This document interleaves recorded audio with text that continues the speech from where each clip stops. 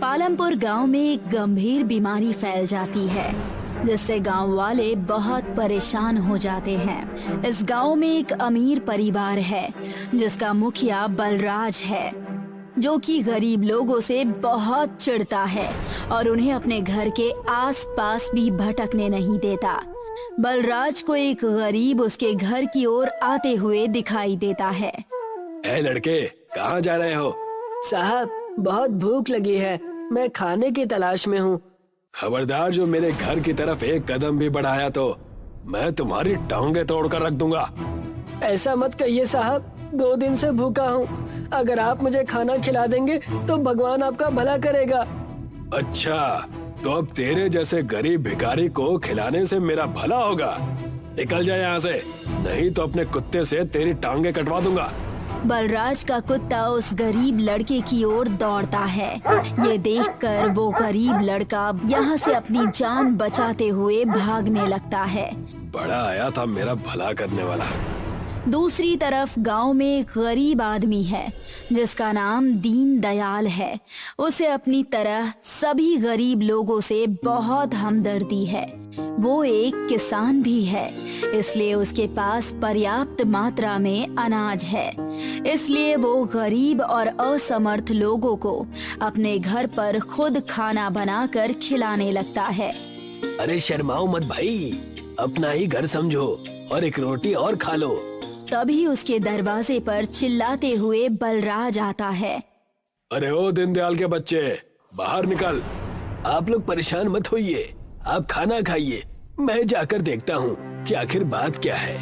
दीनदयाल की बात सुनकर सभी गरीब लोग खाना खाने लगते हैं और दीनदयाल घर के बाहर आ जाता है। नमस्ते साहब, आज आपका इस गरीब के घर की ओर कैसे आना हुआ?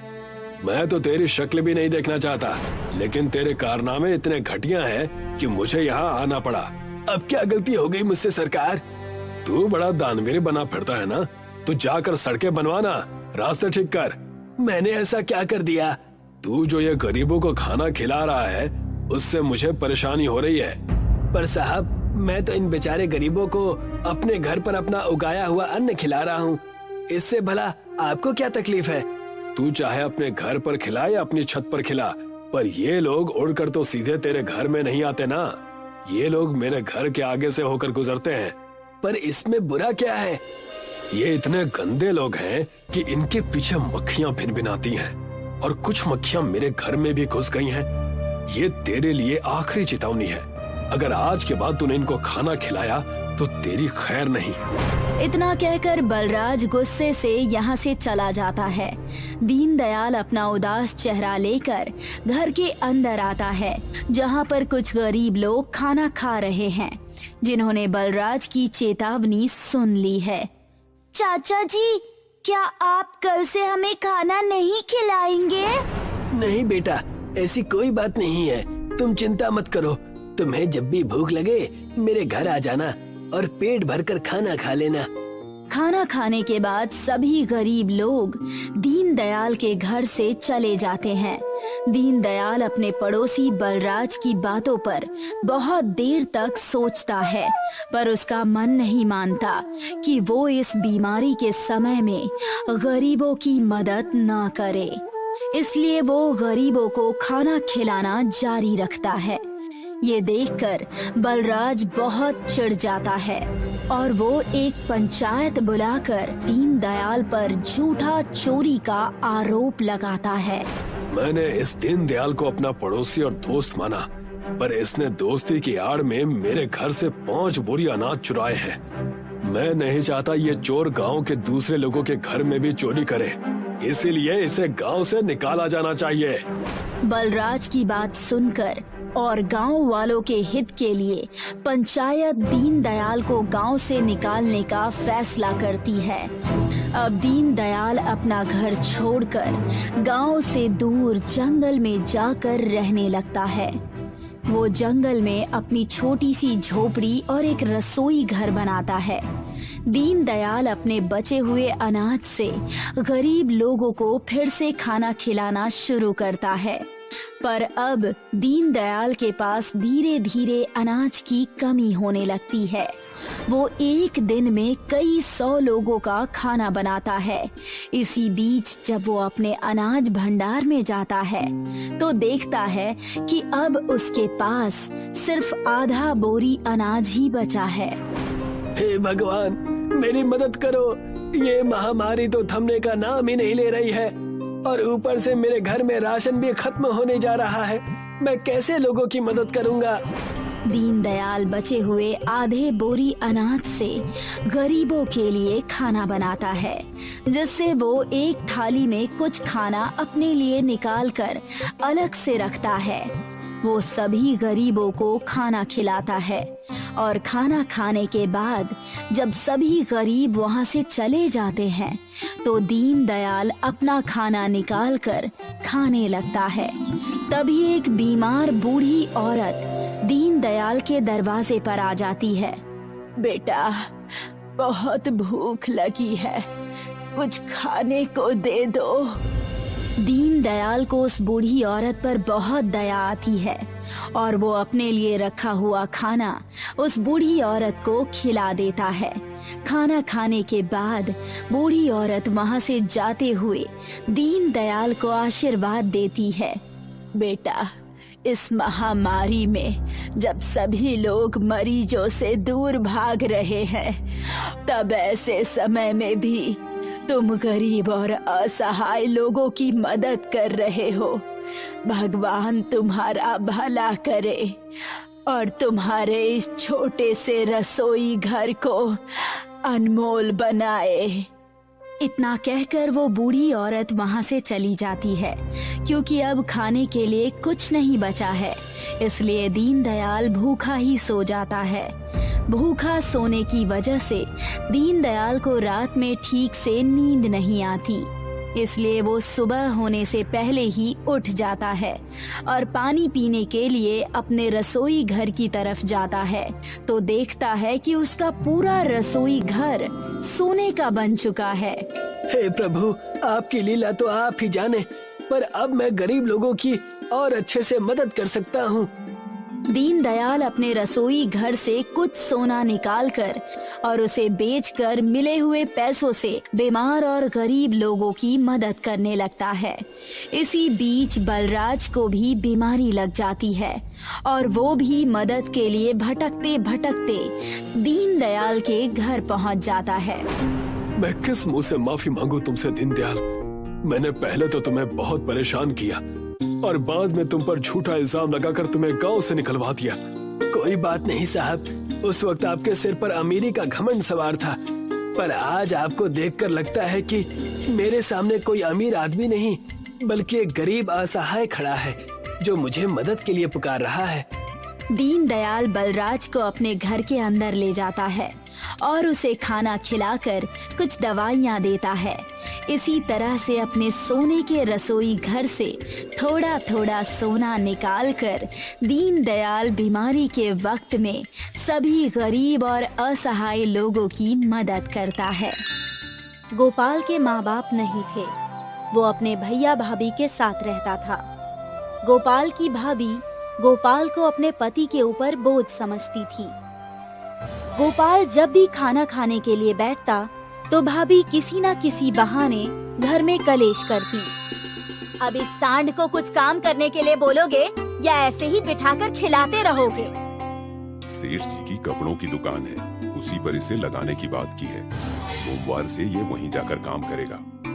गोपाल बहुत भोला था, कोई भी बड़ी आसानी से उसे उल्लू बना देता। एक दिन बड़े भाई रमेश ने गोपाल को दही लेने भेजा। ये लो 40 रुपए और 1 किलो दही लेकर आना। गोपाल जब रास्ते से जा रहा था तो एक आदमी उसके पास आकर बोला, बेटा, मैं बहुत गरीब हूँ, मुझे अपनी बेटी के लिए मेडिकल से दवा लेकर आनी है। तुम्हारे हाथ में जो रुपये हैं वो मुझे दे दो। गोपाल सारे रुपए उस आदमी को देकर घर लौट आया। खाली हाथ क्यों लौट आया? दही कहाँ है? भैया, एक आदमी को अपनी बेटी के लिए दवा की जरूरत थी, उसने मुझसे पैसे मांगे तो मैंने दे दिए। देख लो इस मूर्ख की चालबाजी, ये जरूर पैसे खाने पीने में उड़ा आया है और अब हम दोनों को बेवकूफ बना रहा है। मैं सच कह रहा हूँ भैया। उस आदमी ने तुझे बेवकूफ बना दिया। ऐसे तो रास्ते पर पता नहीं कितने जरूरतमंद लोग हैं। पहले तू अपना खर्चा निकालना सीख ले, फिर अपनी कमाई से खूब दान करना। मेरी कमाई ऐसे दिन दहाड़े मत लुटा। कल से तू काम पर जाएगा। अगले दिन से गोपाल ने काम पर जाना शुरू कर दिया। मैं जो कुछ ऑर्डर तुम्हें दूं, तुम्हें बस उस ऑर्डर को पूरा करना है और ग्राहकों के सामने कुछ बोलना नहीं है। एक दिन एक औरत दुकान पर साड़ी देख रही थी। कोई अच्छी साड़ी दिखाइए सेठ जी। ये क्या सस्ते सस्ते पीस दिखा रहे हैं, एक का भी रंग अच्छा नहीं है। तो ये वाली साड़ी देखिए, एक नंबर माल है, लेकिन दाम फिक्स है 5000। इसमें गोपाल बीच में बोल पड़ा। लेकिन सेठ जी, आप तो उस दिन बता रहे थे कि ये साड़ी आप सिर्फ 2000 रुपये में लाए हैं। कुछ ही दिनों में सेठ ने गोपाल को नौकरी से निकाल दिया। हे भगवान, इतनी जान पहचान से तुझे काम दिलाया था और अब तू काम छोड़ कर आ गया। अब तुझे दूसरी जगह काम पर लगाना होगा। जब तक तू काम पर नहीं जाएगा तब तक तुझे रोटी नहीं मिलेगी। इस बार तुझे मजदूर का काम दिलाऊंगा। इसे पत्थर तोड़ने का काम दिलाओ। जब मेहनत करनी पड़ेगी तभी इसकी अक्ल पर पड़े पत्थर हटेंगे। गोपाल बेचारा पत्थर तोड़ने का काम करने लगा। गोपाल की जो भी कमाई होती गोपाल की भाभी उससे छीन लेती। गोपाल की शादी के लिए जो भी रिश्ते आते भाभी कोई भी रिश्ता तय नहीं होने देती थी। उस मूर्ख के साथ शादी करने का मतलब है किसी बैल के साथ लड़की को बांध देना। गोपाल जहाँ पत्थर तोड़ता था उसके साथ ही एक और लड़का पत्थर तोड़ता था। मेरा नाम राजन है, क्या तुम मुझसे दोस्ती करोगे? मेरा कोई दोस्त नहीं है। मैं तुमसे दोस्ती जरूर करूँगा। मेरा भी कोई दोस्त नहीं है। अच्छा बताओ, तुम्हारा नाम क्या है? मेरा नाम गोपाल है और मैं चंडीपुर गांव का रहने वाला हूँ। गोपाल और राजन साथ साथ में काम करते, साथ खाना खाते और साथ काम में एक दूसरे की मदद किया करते। राजन, तुमने मुझे कभी बताया नहीं कि तुम किस गांव के रहने वाले हो? मैं किस जगह का रहने वाला हूँ तुम इस बात की चिंता क्यों करते हो? मैं बस तुम्हारा दोस्त हूँ। राजन ने बातों ही बातों में गोपाल को शिक्षित करना भी शुरू कर दिया। मेरे दोस्त, तुम्हें कुछ व्यावहारिक बातें समझ लेनी चाहिए। पहली बात, संसार में बिना धन के कुछ नहीं होता, इसलिए पहली नजर धन पर रखना। ठीक है, आज से मैं इस बात का पूरा ध्यान रखूंगा कि दूसरों के पास कितने पैसे हैं। दूसरों के पास नहीं बुद्धू, इस बात का ध्यान रखना कि अपने पास कितना धन है। और दूसरी बात ध्यान रखने वाली ये है कि धन का उपयोग सोच समझकर करना है। तुम अपने धन को किन किन चीजों पर खर्च करते हो, इससे पता चलता है कि तुम्हारा व्यक्तित्व कैसा है। और तीसरी सबसे महत्वपूर्ण बात शादी ब्याह की है। शादी ब्याह भी यही देखकर तय होता है कि लड़के के पास कितना धन और संपत्ति है। ठीक है दोस्त, आज से मैं तुम्हारी बताई गई तीनों बातों का ध्यान रखूंगा। गोपाल उस दिन जब घर पहुंचा तो उसने अपनी भाभी से पूछा, भाभी, मैं अपनी कमाई आपको लाकर देता हूँ। क्या आप मुझे बताएंगी मेरे पास कितना धन इकट्ठा हो चुका है? ओ मूर्ख, तुझे पैंट पहननी नहीं आती और मुझसे हिसाब मांग रहा है। आने दे तेरे भैया को, देख उनसे कैसी तेरी धुनाई करवाती हूँ। कुछ देर बाद गोपाल का भाई रमेश घर आया। देख रहे हो, आज तुम्हारा भाई मुझसे पैसों का हिसाब मांग रहा है, जैसे मुझे लाखों की कमाई लाकर देता हो। हाँ भैया, आज मुझे इस बात का हिसाब चाहिए कि मेरे पास कितने रुपए हैं। मुझे भी अपने भविष्य की चिंता है। तेरे खाने का खर्चा तो हम लोग करते हैं, उसका क्या? खाने के रोजाना 100 रुपये मान लीजिए, फिर भी तो 300 रोज के हिसाब से बचते होंगे। गोपाल के भाभी और भैया समझ गए कि गोपाल हिसाब लेकर ही रहेगा। उन्हें गोपाल को 18,000 रुपए देने पड़े, जो गोपाल की 2 महीने की कमाई थी। इन पैसों को मुझे कहाँ खर्च करना चाहिए? राजन ने बताया था कि शादी ब्याह भी ये देखकर तय होते हैं कि लड़के के पास कितना धन और संपत्ति है, इसलिए मुझे ये पैसे बचा कर रखना चाहिए। कुछ महीनों बाद गोपाल ने किराए पर एक रूम ढूंढ लिया और अपने भैया भाभी से अलग रहने लगा। उसने अपनी मेहनत से 1 लाख रुपए इकट्ठा कर लिए। गोपाल राजन से कुछ नहीं छुपाता था। उसने राजन को बताया, राजन, मेरे पास 1 लाख रुपए इकट्ठा हो गए हैं। इस खुशी में मिठाई लेकर आया हूँ। अरे वाह, मेरा दोस्त तो अब लखपति बन गया है, इसलिए मैं अब तेरी शादी करवाऊंगा।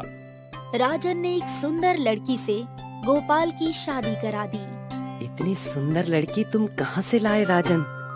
मैंने तो सपने में भी नहीं सोचा था कि मेरी शादी इतनी सुंदर लड़की से होगी। उधर गोपाल की भाभी गोपाल की तरक्की देखकर जल भुनकर मरी जा रही थी। इस मूर्ख ने इतनी तरक्की कैसे कर ली, मुझे तो समझ नहीं आ रहा। लगता है मुझे उसके घर जाना चाहिए। भाभी एक दिन दोपहर को गोपाल के रूम पर पहुंच गई। गोपाल उस समय काम पर गया हुआ था। गोपाल की बीवी ने बहुत अच्छी तरह से भाभी की खातिरदारी की। गोपाल की बीवी जब चाय बनाने चली गई तो भाभी ने चुपचाप अलमारी खोली और सारे रुपए निकालकर अपने बैग में रख लिए। गोपाल जब घर लौटा तो उसने अपनी पगार रखने के लिए अलमारी खोली। अरे सारे पैसे कहाँ हैं? इसमें तो 1 लाख से ज्यादा रुपए रखे हुए थे। गोपाल की पत्नी ने जब बताया कि उसकी भाभी घर पर आई थी तो गोपाल सब कुछ समझ गया, लेकिन सीधे सीधे गोपाल की हिम्मत नहीं हो रही थी कि वो अपने घर जाकर भाभी को चोर बताए। गोपाल रोता हुआ राजन के पास पहुंचा। उसने सारी बात राजन को बताई। राजन अचानक एक परी में बदल गया। मैं भोले लोगों की मदद करने वाली परी हूँ। विपत्ति के समय तुम्हें रोना नहीं चाहिए। मैं तुम्हें एक जादुई टब देती हूँ। इस टब में पानी भरकर उस पानी में अपना चेहरा डुबो देना। चेहरा डुबोने के समय तुम जो मांगोगे वो तुम्हें मिल जाएगा।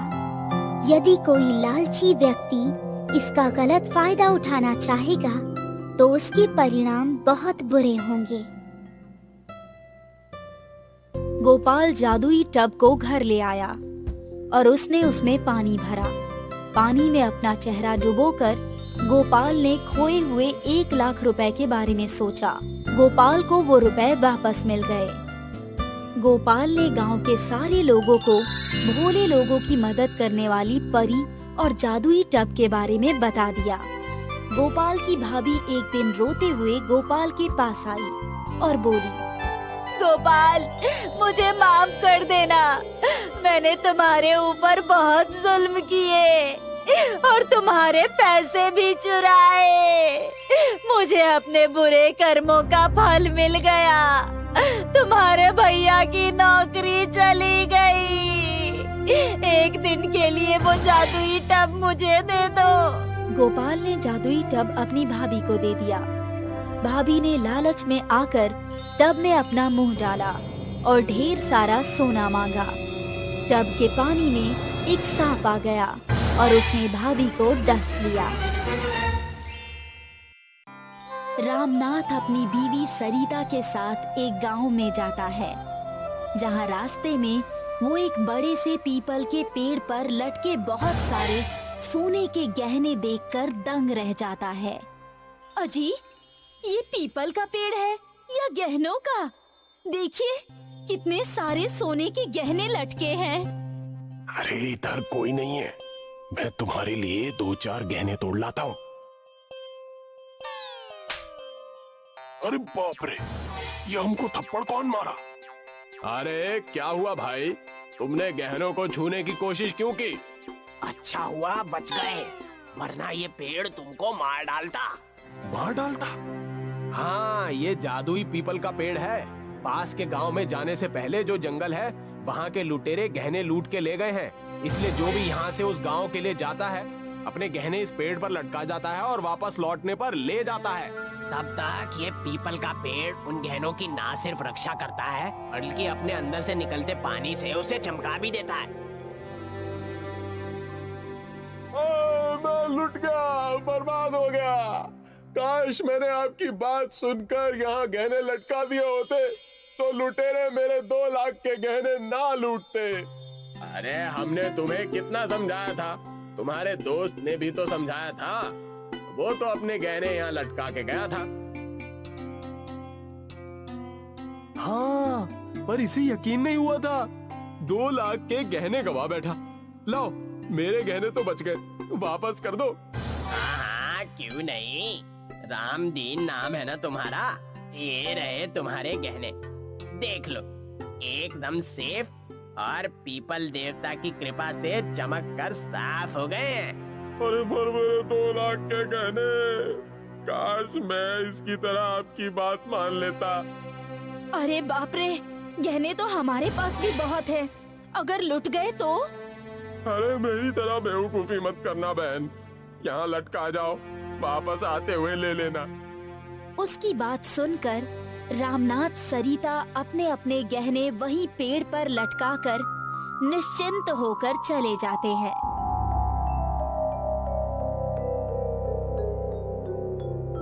रात को वापस लौटकर वो अपने गहने मांगते हैं। रामा उनके गहने उठाकर देता है। अरे वाह, मेरे गहने तो सचमुच चमक गए, एकदम नए जैसे। हाँ, अब तुम जब भी मुझे गहने चमकाने को कहोगी, मैं गांव जाने के बहाने इस पेड़ पर गहने लटका जाऊंगा। मैं तो मेरी सारी सहेलियों को बताऊंगी, ऐसे ही मुफ्त में इस पेड़ से गहने चमका ले। घर पहुंचने पर उनकी बेटी को शादी के लिए लड़के वाले देखने आने वाले हैं, ऐसा उन्हें पता चलता है। अरे बाप रे, इन लड़के वालों की मेहमान नवाजी के लिए हमें बहुत सी तैयारी करनी होगी। हाँ, लड़के वाले बहुत पैसे वाले हैं, उनके स्वागत के लिए हमारे पास भी बहुत पैसे होने चाहिए, और सारे पैसे तो हमारे कल उस गांव की शादी में खर्च हो गए। अब क्या करें? मेरी बात मानो, अपने गहने ले जाकर गिरवी रख दो। 5 लाख के गहने के 1 लाख ले आओ। सरिता की बात मानकर रामनाथ गहने लेकर सुनार के यहाँ जाता है, जहाँ सुनार उसे 20,000 रुपए देता है। क्या बात करते हो? 5 लाख के गहनों का सिर्फ 20,000? अरे बाबा, ये 5 लाख के नहीं, 50,000 के गहने हैं। इतना सोना 50,000 का? सोना इतना सस्ता कब से हो गया? अरे भाई, सोना सस्ता नहीं हुआ, पीतल सस्ता है। इन गहनों के ऊपर सोने का पानी और अंदर पीतल भरा है। सुनार की बात सुनकर रामनाथ और घर पर सरिता भी दंग रह जाते हैं। ऐसा कैसे हो सकता है? ये मैंने हमारे मायके की खानदानी सुनार से बनवाया था। मैंने भी मेरे खानदानी ज्वेलर से बनवाए थे, मेरे पास सबका बिल भी है। ऐसे कैसे हो सकता है? वो सुनार झूठ तो नहीं बोल रहा? हाँ, उसे झूठ बोलकर क्या मिलेगा? मुझे लगता है हमारे गहनों के साथ कोई हेरा फेरी हुई है। कहीं वो गहनों वाला पेड़? सरिता की बात सुनकर रामनाथ भेष बदलकर वापस सरिता के साथ उसी गहनों वाले पेड़ के पास जाता है और गहनों वाले पेड़ पर अपने गहने लटकाकर गांव की तरफ निकल जाता है। उनके जाते ही रामा पेड़ से गहने उतारकर श्यामा को देता हुआ कहता है, ये फैमिली रात को वापस आने वाली है, तब तक इसे ले जाकर इसका सोना निकालकर इसमें पीतल भरवाकर बिल्कुल ऐसे ही डिजाइन में वापस लाना और चमका देना, ताकि सोने की चमक में नकली का शक ना हो। अरे बेटा, अब तू गहनों के पेड़ पर नहीं, जेल में रहेगा। अरे इंस्पेक्टर साहब, आप? हाँ बेटा, ये गहनों के पेड़ का चक्कर क्या है? साहब, यहाँ से आगे जंगल में जहाँ हमारे ही आदमी लुटेरे बनकर घूमते हैं, उनका डर दिखाकर हम मुसाफिरों के गहने इस पेड़ पर लटका देते हैं। हाँ, और जो नहीं लटकाना चाहते उनके सामने हमारे ही 2 आदमी आकर एक लूट जाने का और दूसरा बच जाने का नाटक करता है। घबराकर लोग अपने गहने लटकाए जाते हैं, उनके जाते ही उससे उतारकर हम सोना निकालकर उसमें पीतल भरवाकर ऐसा चमका देते हैं कि किसी को नकली हो जाने का शक ही नहीं होता। और जब कभी बरसों बाद उनको पता चल भी जाता है, तब तक वो बात भूल जाते हैं कि उनके गहने किस पेड़ की वजह से बदल गए होंगे। हाँ, वो तो अगर मेरी बेटी को लड़की वाले देखने ना आते तो मैं भी बाकी लोगों की तरह इतनी जल्दी अपनी गहने गिरवी रखने नहीं जाता, तो मुझे भी पता नहीं चलता। ला, मेरे गहने वापस करता है या? वापस करते हैं। उन्हीं के नहीं, आज तक जिन जिन के गहने लूटे हैं सबके वापस करते हैं। हाँ, और कसम खाते हैं, आज के बाद गहनों के पेड़ का ये नाटक बंद कर देंगे। आज के बाद हमारी समझ में आ गया है, इंसान जुर्म के कितने भी रास्ते चुन ले, लेकिन आखिरकार वो पकड़ा ही जाता है।